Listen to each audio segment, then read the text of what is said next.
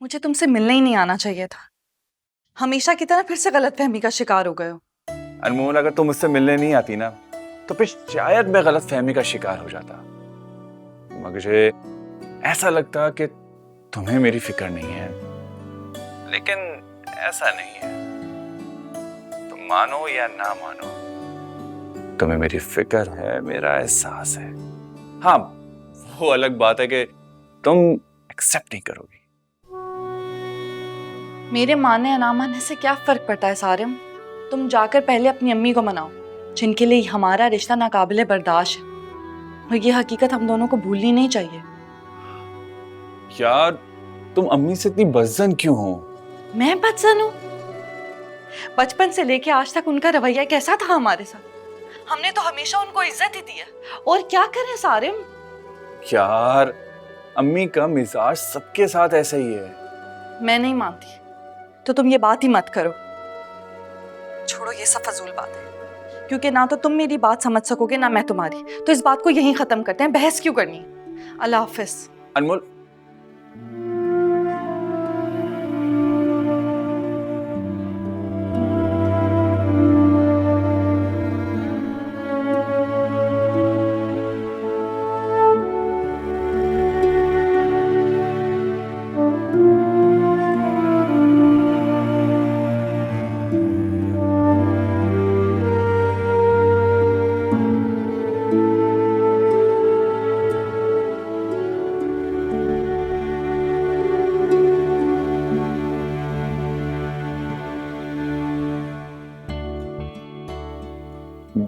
बहुत जिद्दी हो तुम, हर वक्त अपनी मनमानी करते हो।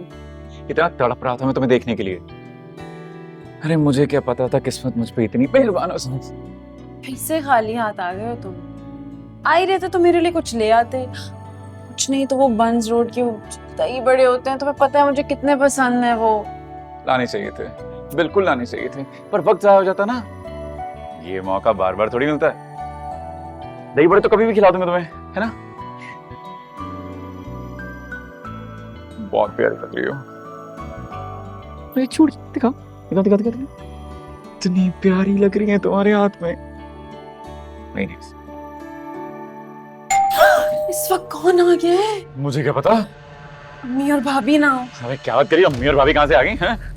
अभी मुझे आए हुए देरी कितनी हुई है? तुम्हें तो पता ही नहीं चलता ना टाइम का। मेरे साथ 1 घंटे से तो यहाँ तुम बैठे हुए हो। घंटा? मुझे लगता है अम्मी और भाभी ही है। देखो तो नहीं जाके, जो जो। अगर वो ही हुई तो मैं क्या करूंगी? मैं पागल हूँ जो दरवाजा जाके खोलूं। मेरी क्या शक्ल देख रही हो? जाके छुप जाओ ना कहीं, प्लीज कहीं छुप जाओ। मैंने तुम्हें मना किया था मत आओ, लेकिन तुम तो मेरी सुनते ही नहीं हो। Bike bike bike bike bike पे तो आई नहीं, मैं तो दोस्त से लिफ्ट लेकर आया हूँ। ठीक है, फंसा दिया ना तुमने मुझे। पता नहीं क्या होगा। अरे कुछ नहीं होगा यार। अरे मुझे नहीं लगता कि वैसे खाला और शाजियां होंगी। कोई मोहल्लेदार होगा, जाकर देखो। मैं छुपता हूँ, हैं? इजी, जाओ जाओ। मैं छुप जाता हूँ, मैं छुप जाता हूँ। आ रही हूँ। कौन है भाई? अरे मैं हूँ, दरवाजा खोल। अम्मी। अरीबा, आवाज नहीं आ रही क्या? मैं आ रही हूँ।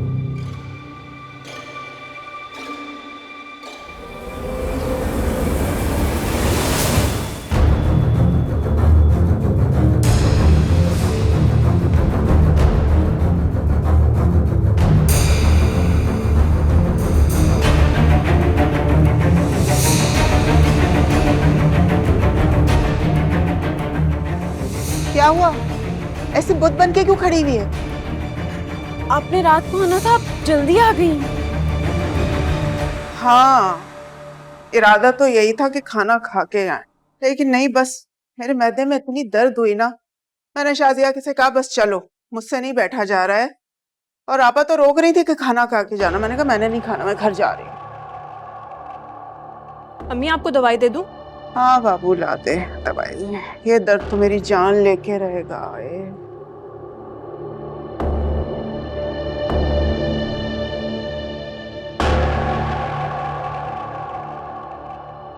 मेरी जिंदगी में सुकून छोड़ा कब है तुमने सिद्दीकी?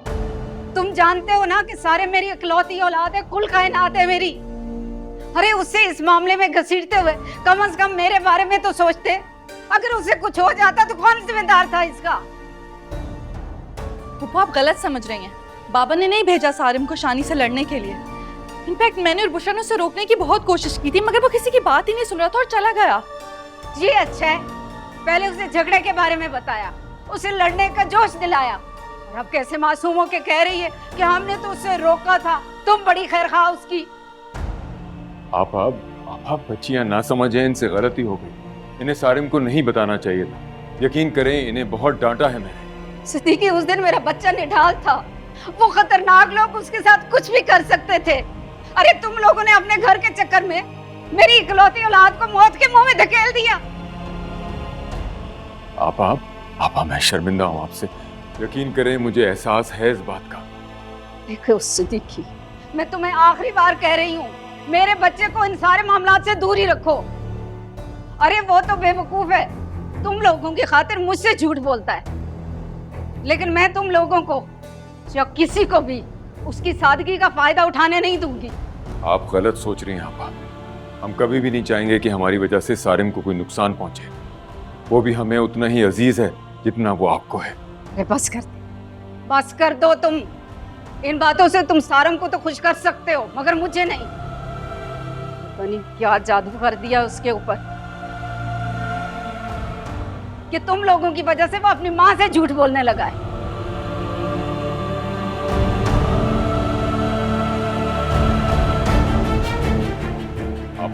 आपा मेरी बात तो सुने। आपा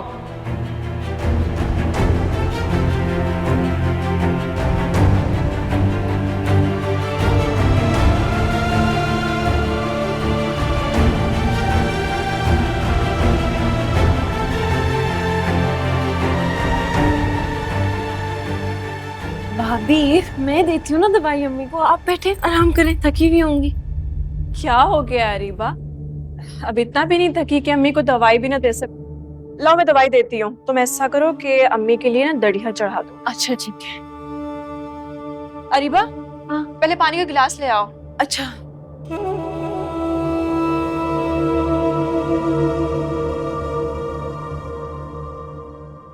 या अल्लाह, पता नहीं क्या होगा, पता नहीं शानी कहाँ छुप गया है। थक गई आज तो मैं।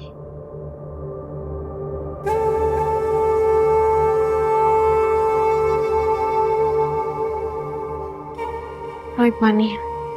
हरीबा क्या हो गया है? मुझे नहीं, अम्मी को पानी देना है।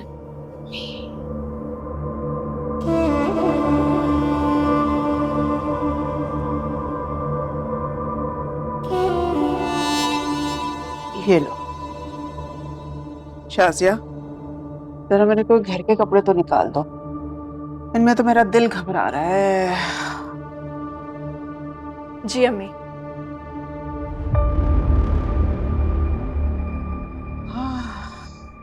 अब अरीबा, वो मेरा चार्जर तो दे दो, मुझे फोन चार्ज करना है। जी जी।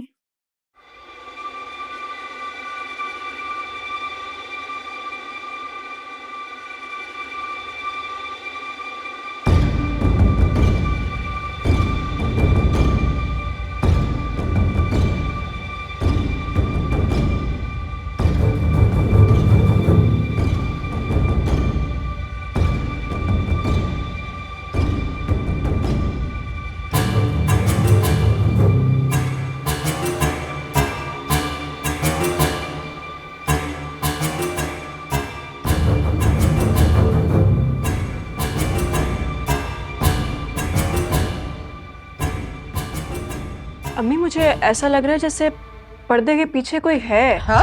नहीं भाभी, भाभी आप कैसी बातें कर रही हैं? वहम हो रहा है आपको, पर्दे के पीछे कोई भी नहीं। अम्मी के कपड़े लेना, अम्मी थक गई है ना।